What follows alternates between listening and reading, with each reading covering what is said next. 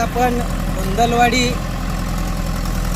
आंबोली, सासवण, कुंजावे, हळदपाडा अशा 4-5 गावांचं जे आदिवासींचं पूर्वी परंपरेपासून जे देवस्थान आहे, डोंगर सवरी माता, माऊली माता त्याला म्हणतात, हे आदिवासींच्या संस्कृतीमधला, परंपरेमधला एक खूप महत्त्वाचा भाग असा आहे. इथं आमचं 5-6 गावाचं देवस्थान आहे आणि ह्या देवस्थानाच्या जमिनीच्या दृष्टीने आज 5-6 गावातले लोक आपण एकत्र येऊन श्रमदान करतोय.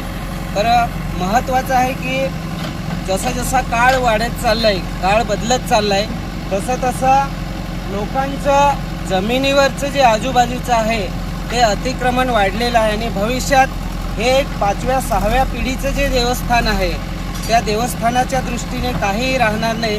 म्हणून सर्व समाजाने एक संकल्प केला आहे की आपण शेती तर करणार आहोत, पण आजूबाजूला काही जी जमीन आहे ती देवस्थानाची आहे, ती एक रिझर्व ठेवून भविष्यात ह्याला एक समाजाचे उत्थान केंद्र म्हणून कसं बनवता येईल, ह्यासाठी आज इथं माजी सरपंच आहेत, त्यानंतर 5-6 गावातले ग्रामस्थ आहेत, ह्या सगळ्यांनी एकत्र येऊन हा संकल्प केलेला आहे आणि श्रमदान करून आज एक निशाणी ह्या देवस्थानाची करण्याचा प्रयत्न करण्यात येत आहे.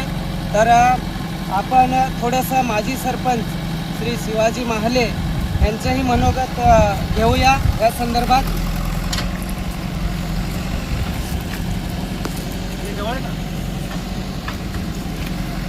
आज या ठिकाणी धुंदलवाडी, आंबोली, चिंचले, सासवण, पारडी या 4ही गावातली लोक आलेले आहेत. त्याच्याबरोबर आपण या देवस्थानी गेल्या काही वर्षापासून भरपूर असं मोठ्या प्रमाणात एक चांगलं घनदाट जंगल होतं, पण त्या घनदाट जंगलात आज बघायला गेलं तर सगळं वनवा लागून पेट घेऊन काहीच राहिलेलं नाही आहे.